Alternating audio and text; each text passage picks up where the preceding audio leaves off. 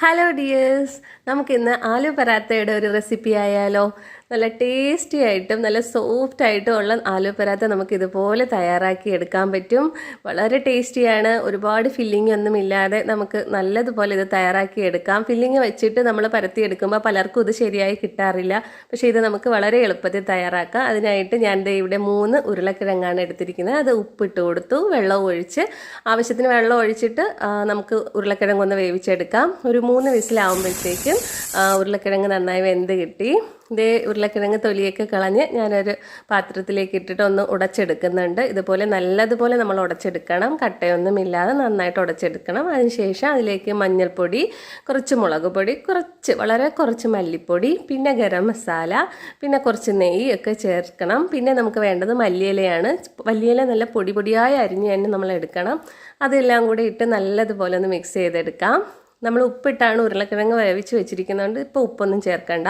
ഇനി നമുക്ക് പൊടി ഇട്ട് കൊടുക്കാം. നമ്മൾ ഗോതമ്പ് പൊടി ചപ്പാത്തിക്ക് 2 ഗ്ലാസ് ഗോതമ്പ് പൊടി ഞാൻ ഇട്ട് കൊടുത്തിട്ടുണ്ട്. പിന്നെ ഉപ്പ് ചേർത്ത് കൊടുത്തിട്ടുണ്ട്, കുറച്ച് പഞ്ചസാര, പിന്നെ കുറച്ച് നെയ്യും ചേർത്ത് ഇതുപോലെ ഒന്ന് മിക്സ് ചെയ്തെടുക്കണം.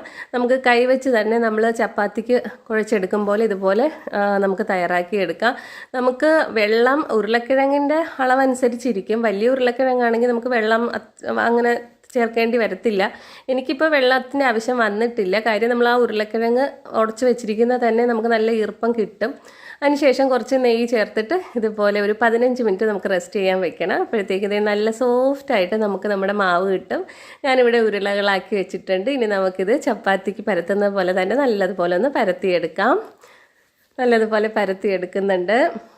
അപ്പോൾ ഇതേ നമുക്ക് പരത്തിയെടുക്കാം. അതുപോലെ തന്നെ വെള്ളം ആവശ്യമുള്ളവർക്ക് കുറച്ച് വെള്ളം ചേർത്ത് വേണമെങ്കിലും നമ്മൾ ചപ്പാത്തിക്ക് കുഴച്ചെടുക്കുന്ന പരുവം ആ ഒരു രീതിക്ക് ഒന്ന് കുഴച്ചെടുക്കണം. നമുക്കിതുപോലെ പരത്തിയെടുത്തിട്ട് ഇതേ പാനിലേക്ക് ഇട്ട് കൊടുക്കാം. ഇതുപോലെ പൊള്ളി വരുമ്പോഴത്തേക്കും നമുക്ക് തിരിച്ചിട്ട് കൊടുക്കാം. ഇനി ഈ തിരിച്ചിട്ട ഭാഗത്ത് കുറച്ച് നെയ്യ് ചേർത്ത് കൊടുക്കണം. ഇതുപോലെ ഒന്ന് നെയ്യ് തടവി കൊടുക്കാം. അതിനുശേഷം നമുക്ക് വീണ്ടും തിരിച്ചിട്ട് ഇപ്പുറത്തെ വശത്തും അതുപോലെ തന്നെ നമ്മൾ നെയ്യ് ചേർത്ത് കൊടുക്കണം. വളരെ ടേസ്റ്റിയാണ്. ഞാനിതെല്ലാം ഇതുപോലെ റെഡിയാക്കി എടുത്തിട്ടുണ്ട്. നല്ല ടേസ്റ്റിയാണ്. എല്ലാവരും ഇത് ട്രൈ ചെയ്ത് നോക്കണം. നല്ലൊരു ആലു പരാത്തയാണ്. അപ്പോൾ ഓക്കെ, ബൈ.